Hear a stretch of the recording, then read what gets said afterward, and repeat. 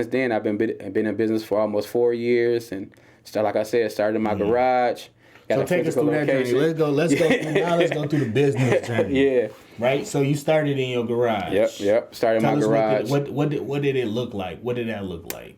Man, when I And you first say you've been in business 4 years now. Yeah. All right. So you started in your garage. I started in my garage 3.5 years, because it was June 25th of 2021. Yeah. So just up about 3 years.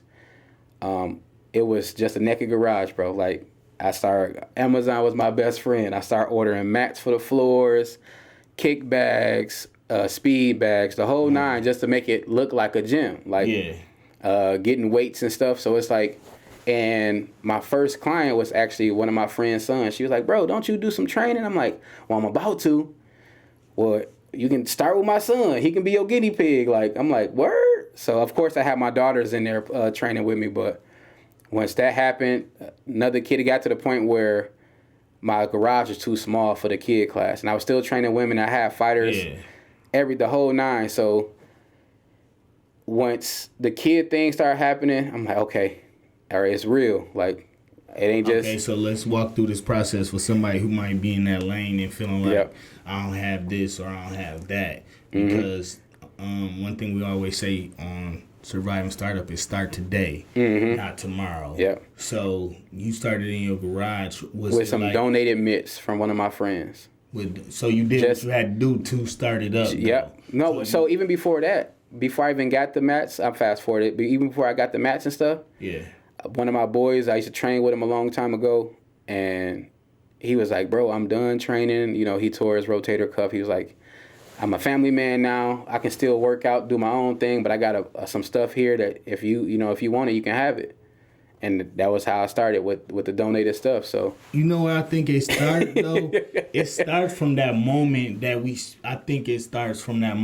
speak life into that thing that we want to happen. And then if we want it bad enough and we keep speaking, make it happen. Then stuff start happening around us. Where it's like, so having that conversation with my wife is what I would say, like we say, the pivotal moment. Yeah. That's what really was like, she was believing in me before I did myself.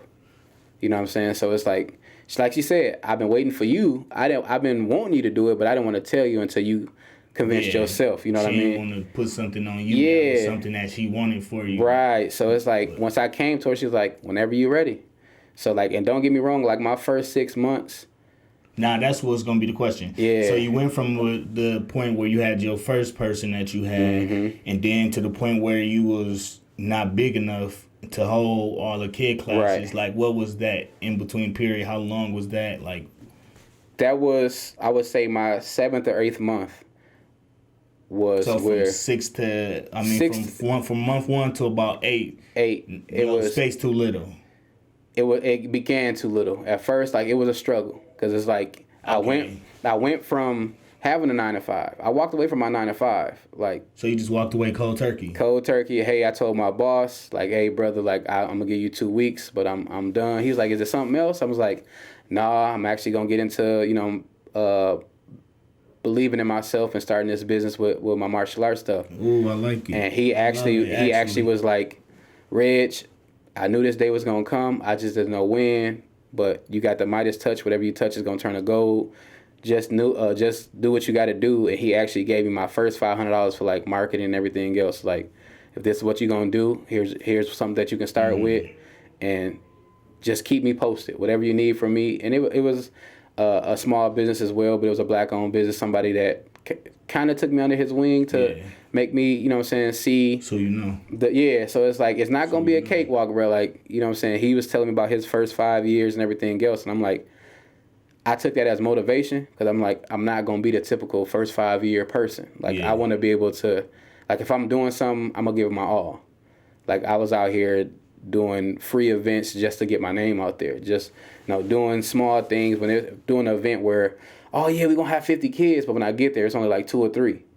But I'm still training like it's 50. Like, you know what I'm saying? It's like, that's what I'm saying. That's what you got to do. Yeah, though. so, that's what you got to do. And it's like, and my biggest thing was, like, you would get those seasonal people that, oh yeah, especially around the first of the year. New year, new me, I want to try something different. It's like the hardest part was finding those committed people that wanted to keep coming, even after those hard classes, still showing up, still making it, so making their dream happen as well. Yeah, I think that's what we need to, like, whether you are artist, whatever you're doing. Yeah. You got to go hard in front of the few.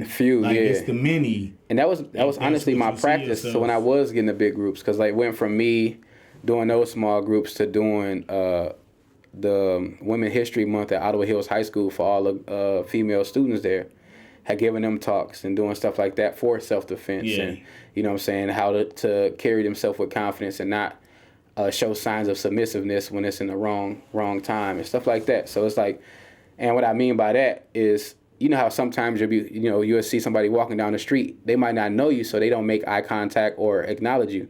And they look away or shy away from it. That's a sign of submissiveness, and we don't want that. We want to be bold. We want to stand with confidence. So, just giving that message to the girls and stuff like that. So it's like that same speech that I gave to like 150 young ladies at Ottawa was the same way I carried myself to the 2 or 3 kids that I did when I first started. So it's like, and that was, like I said, it was just practice. Make this happen, let's go.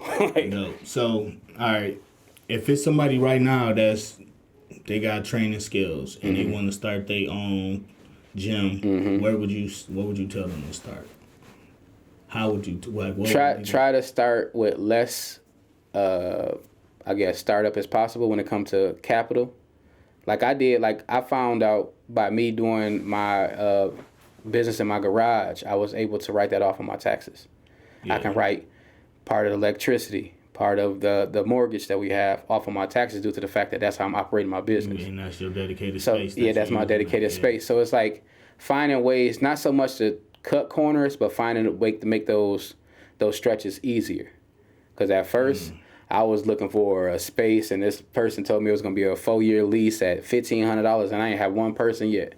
But I'm like, oh, this dope. Nah, you don't have to start off super crazy. It's not about how you start, it's about how you finish. Mm-hmm. And a lot of times, like my dad instilled that into me. He's like, definitely. It ain't where you coming from is where you going, Reg. So make sure no matter what you do in a 9 to 5 or when you're doing your business, make sure you're one of the most irreplaceable people that anybody can come in touch with due to the fact that you can't duplicate you. And that's another thing I had to learn. Like trying to look for somebody that can be an assistant instructor or something like that. I can't find myself in other people. I might see snips of myself in people, but you will never get the same authentic feel or experience with Reggie that you would get from somebody else.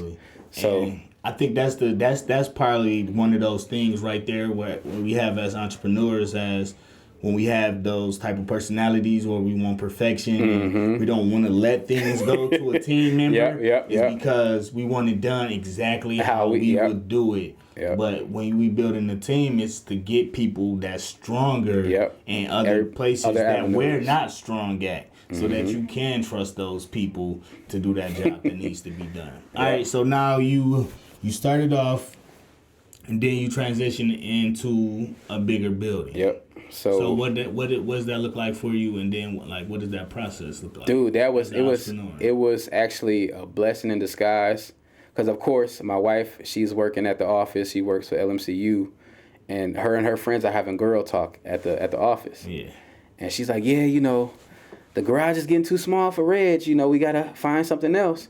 And one of her coworkers was like, well, girl, my husband is looking for some trainers because we got a space that he's looking to rent out.